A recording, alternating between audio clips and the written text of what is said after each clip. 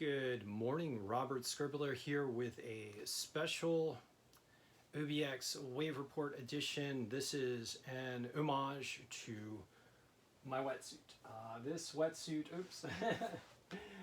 is an Xcel wetsuit circa 1997, 1998, so late 1990s. And I have been using this beast for the past 2.5 decades. And now it is finally, after hundreds of surf sessions, starting to fall apart. But it has served me well, including for a total of 43 surf sessions this winter since November. And I have gotten a new O'Neill Reactor 2 wetsuit here. It's very, it's not top of the line, but it's a good value. And this is a 2-3 millimeter wetsuit, which will serve me well for the rest of this spring. And then, in all honesty, I'm going to be looking for a 3-4 millimeter Xcel because, man, this thing is like when you're a surfer in an Xcel wetsuit, it kind of feels like being a knight in black and blue armor.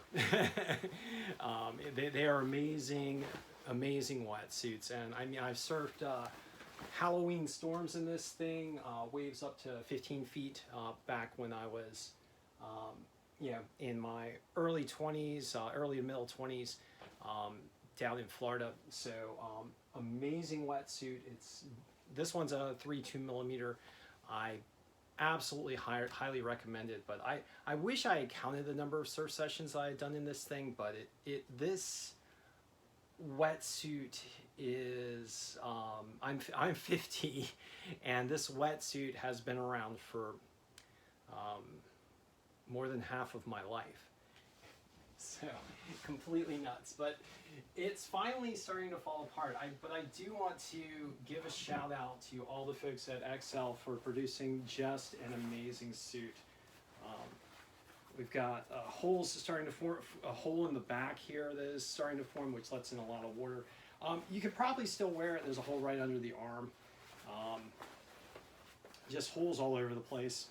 But still, I mean, I was getting out there in 46-degree water not too long ago in this thing, and just an amazing suit.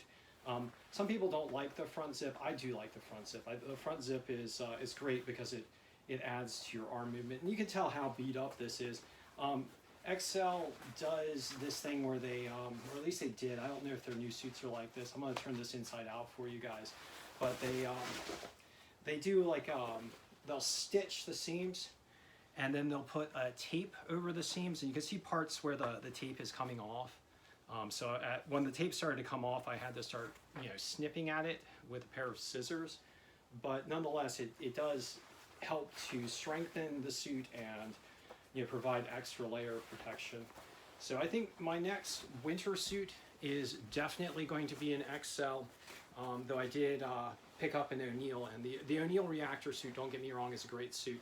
Another great suit that I'm considering is Patagonia, but mainly for environmental reasons. The only reason why I would buy a Patagonia over an Xcel is because the Patagonia lines are made with sustainable materials. In all honesty, I think that all of the wetsuit manufacturers should probably be moving towards sustainable materials as well. But nonetheless, Xcel, a fantastic suit, and I did want to brag about how this thing has lasted me for effectively about 26 years. And I don't know of anyone who's been wearing a wetsuit for this long. Maybe some other older kind of grognaughty surfers like I am. But nonetheless, I mean, many scores of surf sessions in this wetsuit. It's been through hell. It's been through serious beat downs and pounding and slammed against sandbars and big waves.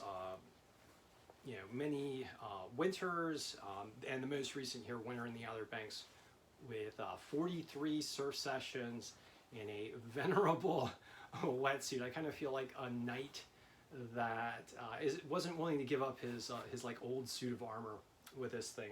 I have such an affection for this suit, but now at this point we are going to bid a fond farewell to the great Xcel wetsuit of yore. We're going to be picking up the O'Neill reactor for a little while now, and likely I'll be picking up another Xcel wetsuit. So cheers to the folks at Xcel. Thank you for producing such an amazing suit and making my surf experiences so much better. So thanks for joining me for this brief homage session, and we will give a 21 surfboard salute to the Xcel wetsuit. So thanks for joining me.